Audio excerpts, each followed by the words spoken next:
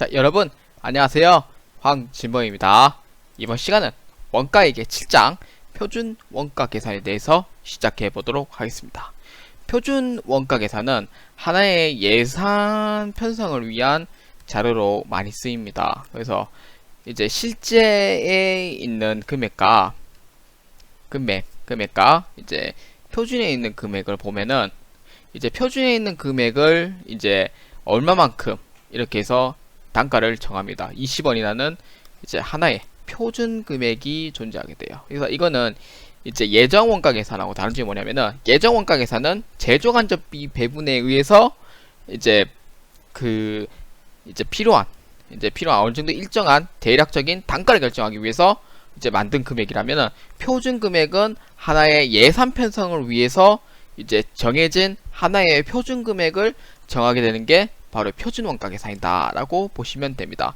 실제 금액은 말 그대로 이제 실제 발생한 금액을 근거로 해서 이제 작성을 하게 되는 거죠. 그래서 이러한 차이를 이제 배우는 시간이 되겠습니다. 그래서 표준 원가 계산은 하나의 예산 편성으로서 표준 금액이 정해져 있다 라고 가볍게 생각을 해주시면 되겠습니다.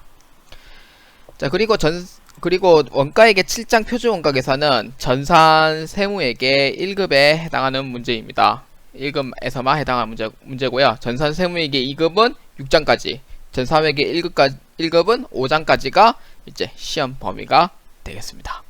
그래서 7장하고 이제 앞으로 이제 한 개 더 남은 이제 8장이 있어요. 그래서 이제 오리엔테이션 할 때는 총 7개 장으로 했지만, 사실 이제 시험에서는 7개 장으로 해서 시험 문제가 나와요. 그런데 이 8장에서는 이제 시험 문제에서 최초의 한 문제를 이제 출제된 그런 경향이 있기 때문에, 그래서 8장에 대한 부분도 이제 계속해서 들어주시면 감사하겠습니다.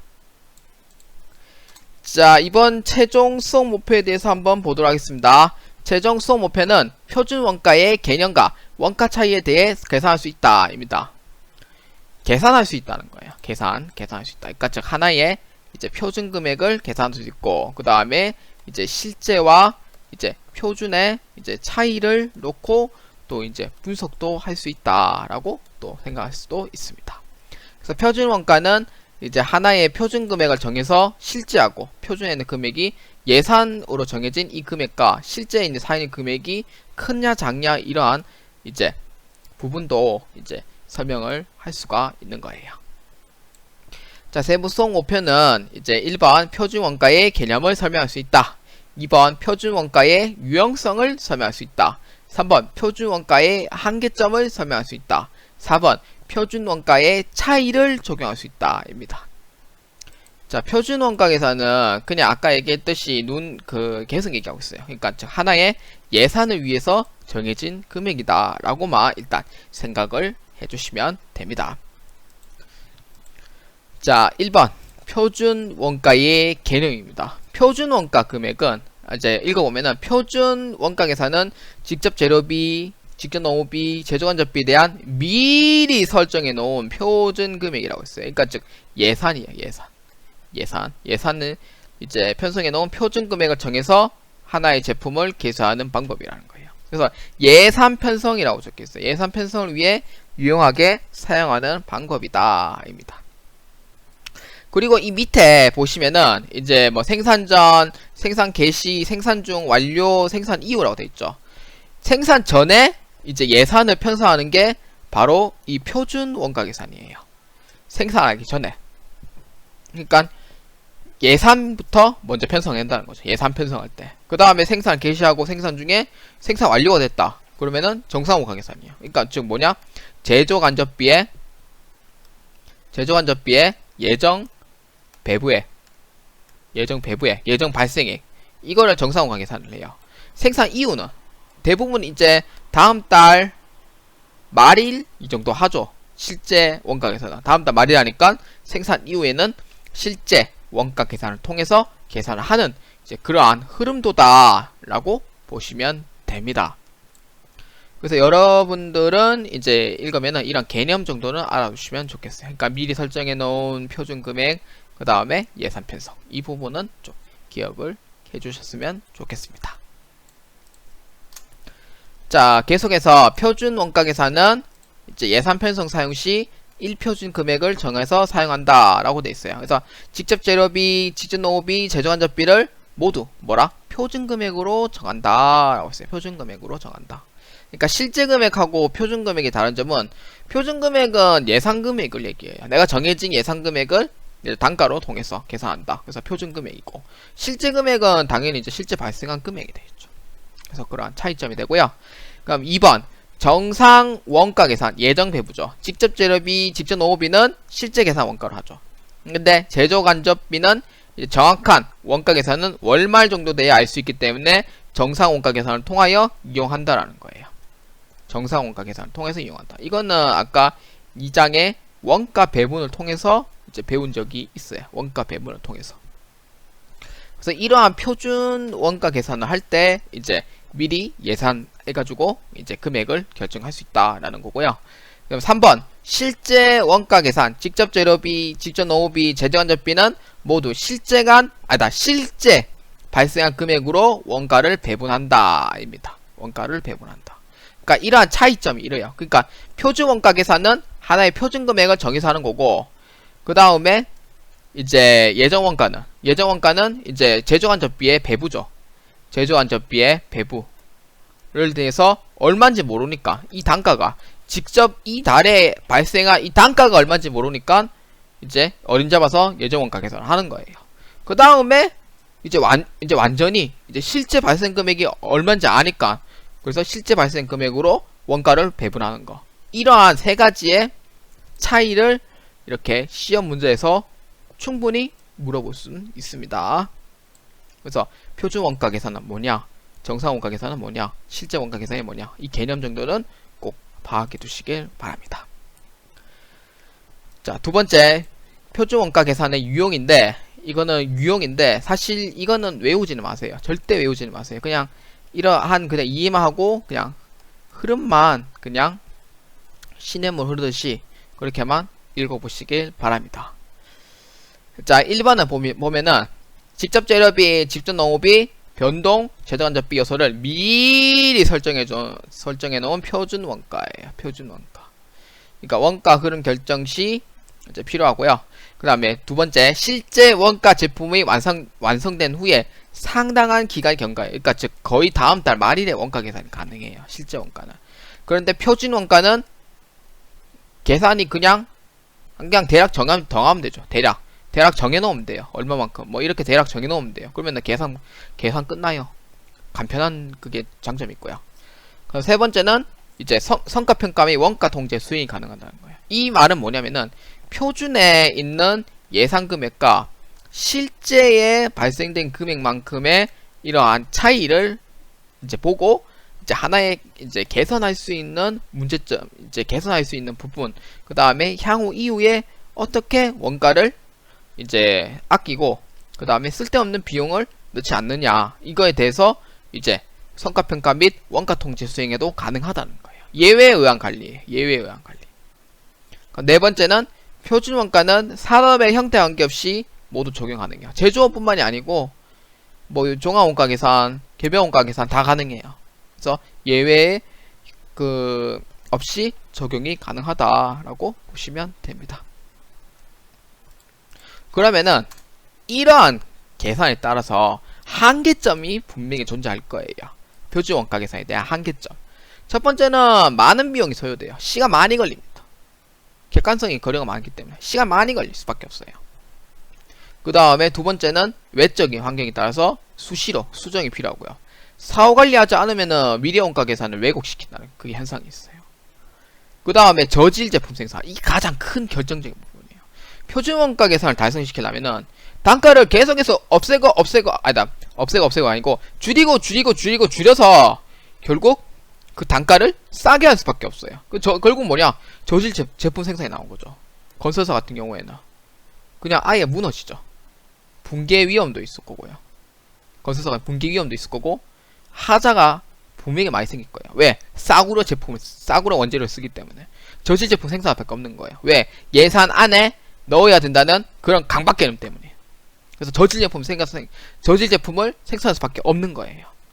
그 다음에 지나치 원가 요구 절감 시 관계가 악화시킨다는 거예요. 그러니까 결국 뭐냐? 네가 이 싼 원재료를 예산 안에 사라고 이러면은 실제 기업에서 이렇게 얘기해요. 야마, 니 그 원재료 그 왜 이리 비싼 거 사노? 어? 이러면서 그렇게 얘기를 해요.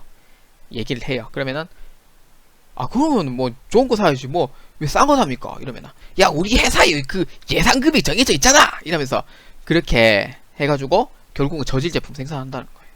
저질 제품은 결국 단가 싼 거. 그러니까 소위 말하는 재료 후려치기를 얘기해요. 후려치기예요. 그러니까 원가를 100원에 좋은 품질을 만들려면은 예산 편성에서 60원짜리나 40원짜리 살 수밖에 없다는 거예요. 결국은 뭐냐? 그러면은 예산 안에 들어가니까 난 달성했죠. 우리 원재료는 예산 안에 달성을 했습니다. 대신 제품은 뭐냐? 품질은 우회되겠어요. 당연히 쓰레기 품질이 되는 거죠. 저질 제품 생산한다는 거예요. 결국은. 그래서 지나치 원가 절감을 요구하면은 회사 내부에서도 난리 납니다. 한 번씩 그 뒤집어질 수도 있어요. 니가 그거 쓰라며 이러면서 진짜로 싸움 날 수도 있어요.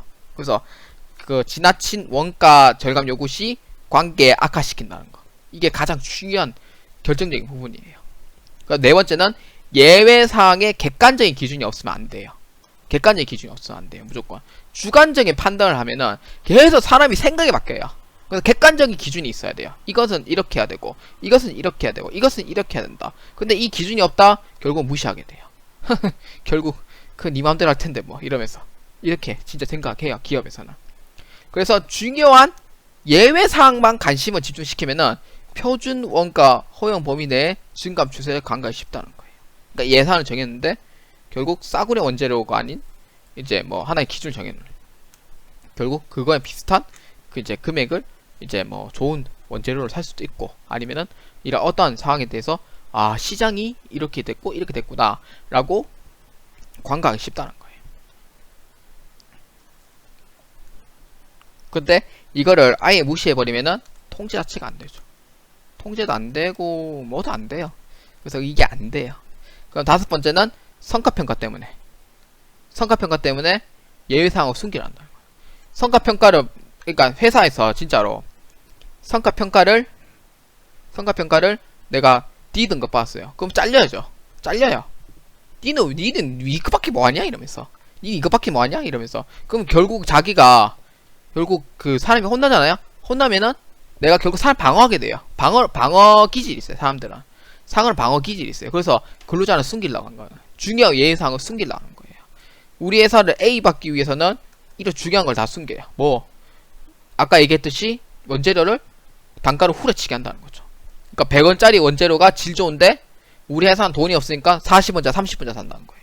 결국 중요한 거는 다 숨겨놓고 나는 이 원재료에 대해서 싼 거를 구입했습니다. 와, 죽입니다. 멋져요. 자, 회사에서 너희 팀원한테 성과금 300만원 주겠어. 이렇게 할 수도 있어요. 그러니까 숨기려 한 거죠. 그래서 원가가 절감되는 예외사항의 보상이 없다면은 불만이 누적된다는 거예요. 그러니까 동기부여 자체도 안 돼요. 동기부여도 안 돼요. 결국은 뭐냐? 결국은 이렇게 되겠죠. 그러니까 결국 예산에서 내가 10만원이나 예산 안에서 원재료를 결국 후려쳐가지고 4만원에 결국 사게 됐어요. 그러니까 어떠한 뭐 숨기려 하는 거겠죠. 그러니까 결국 이건 쓰레기 원재료라는 거예요. 원재료를 쓰레기 같은 거 사오겠죠. 그런 경우에 아예 숨기려 하는 거예요. 그 다음에 동기부여도 안 돼요. 왜냐? 이거에 대해서 사로잡혀 있거든요. 예산이라는 그 틀 안에 사로잡혀 있기 때문에 결국은 동기부여 자체도 안 돼요. 근데 자기가 이제, 그러니까 회사가 자체에 예산을 이렇게 정했는데 예산이 초과됐다. 그러면은 예산이 왜 초과됐냐고 그렇게 뭔가 파고들면은 첫 번째는 코로나 때문에 원재료 수입이 안 되더라. 그래서 가격이 올랐다. 그럼 두 번째는 또 뭐가 됐어요? 두 번째는 이제 그거를 할 수 있는 인력이 부족해서 금액이 올라갈 수도 있고, 세 번째는 시장의 추이에 따라서 금액이 올라갈 수도 있고 아니면 내려갈 수도 있고 이렇게 되겠죠. 그러한 상황에서 파고 들어가는 거예요. 그러면은 다음부터는 동기부여가 된다는 거예요. 근데 이러한 경우에서 이러한 경우에서 첫 번째, 두 번째는 그렇다 쳐도 세 번째, 네 번째, 다섯 번째는 세 번째, 네 번째, 다섯 번째는 통제는 가능합니다. 계산만 하면 통제 가능해요. 그런데 한계점은 결국 이러한 경우에 한계점이 생긴다는 거예요. 왜냐? 예산이란 틀이 박혀 있거든요. 내가 무조건 예산보다 싸게 가야 되겠다. 예산보다 싸게 가야 된다. 싸게 가야 된다. 싸게 가야 된다. 그러면은 사람은 결국 스트레스 받고 중요한 거 숨기고 원재료는 결국 쓰레기 같은 거 사오고 그 다음에 근로자는 중요한 거 숨기려고 하겠고 그 다음에 회사는 망하게 되는 거예요. 계속 가다가는. 그래서 이러한 사항에 대한 한계점은 이렇다라고 저는 얘기하고 싶어요. 그냥 책만 읽어주는 사람이 아니고 실제 회사에서 이렇게 입장 생각해보면요. 진짜 그런 경우가 많아요. 저도 기업에 다녀봤기 때문에 알고 있어요. 그래서 이런 경우가 많아요. 요새는 이제 후려치기를 많이 한다고 하긴 해요. 그래서 좀 질 좋은 게 많이 안 나온 것도 있다 하더라고요. 그래서 현실이 이러니까 어쩔 수는 없어요. 그런데 너무 그렇게 하다가는 후에 이제 상당히 문제점이 많이 생길 수도 있어요. 그래서 그런 경우는 이제 없도록 이제 사원들끼리 이제 얘기를 해서 그렇게 해서 개선해 나가는 게 가장 좋은 방법이다라고 저는 말씀드리고 싶어요. 자, 그 다음 네 번째, 표준 원가 계산의 종류예요. 이상적 표준입니다. 이상적 표준은 기존 설비 제조 공정에서 정상적인 기계 고장이에요. 정상적인. 비정상이 아니에요. 정상적인 기계 고장, 정상 감손, 근로자의 휴식을 고려 안 한다는 거예요. 그러니까 생각도 안 한 거예요.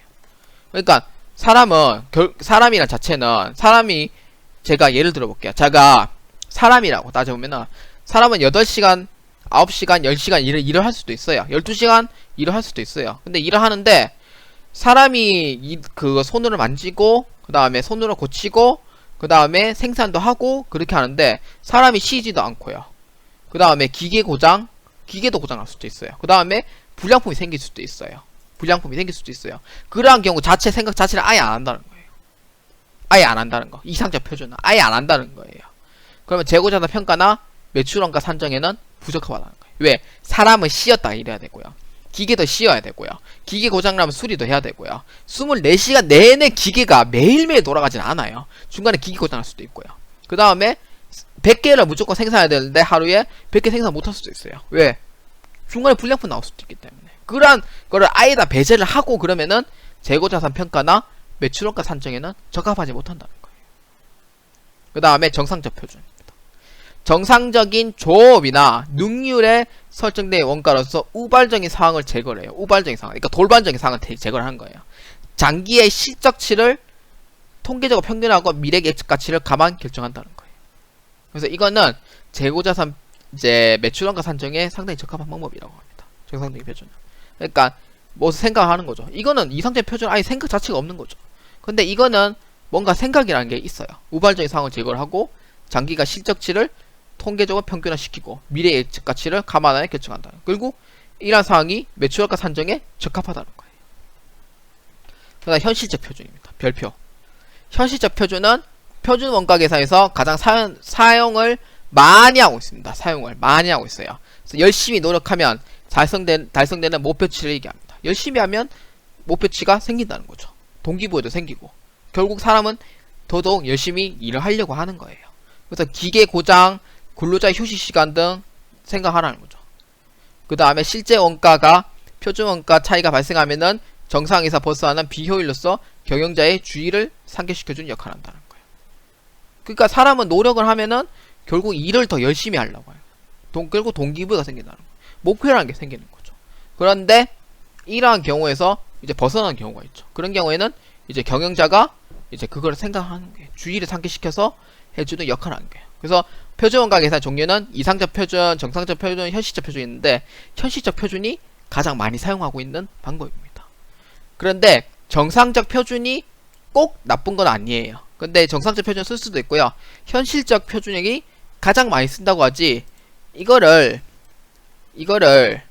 100% 다 사용을 하는 건 아니에요. 또는 이 방법이 적합할 수도 있어요. 또는 이 방법이 더 적합할 수도 있어요. 그렇기 때문에 현실적 표준은 가장 많이 사용된다고 하지 전부 다 사용한다고 얘기를 하면은 틀린 거예요. 전부가 아닙니다. 자, 그 다음 표준원가 계산의 설정입니다. 표준원가 계산의 설정. 표준원가는 1표준 가격의 합리적인 방법에 의해서 결정됩니다. 1표준 가격. 아까 계속 얘기했었죠. 1표준 가격. 그래서 표준 금액, 표준 수량에서 표준 가격입니다. 이거는 그냥 표준이 있으면 그냥 표준이에요. 다 표준. 다 표준. 이렇게 하고 보시면 됩니다. 그래서 하나의 표준, 그러니까 하나의 표준에서 수량이 되는 거 곱하기 이제 표준이 되는 가격, 이렇게 해서 보시면 돼요. 그래서 이게 표준 원가 계산에 대한 설정이에요. 그러니까 한 개의 표준 수량과 가격을 결정을 하는 거예요. 그래서 직접 재료비, 직접 농업비, 변동비, 고정비 이렇게 해서 결정을 한다라고 보시면 됩니다.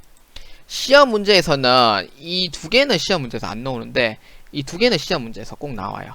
근데 이 두 개는 시험 문제 안 나와요. 왜냐면은 그 수험생이 풀기에는 문제가 좀 어렵기 때문에 시험 문제에서는 아직 나온 적은 없어요. 그래서 이 두 개는 꼭 알아두시길 바랍니다. 자, 그 다음에 표준 원가의 원가 차이는 다음 시간에 하도록 하겠습니다.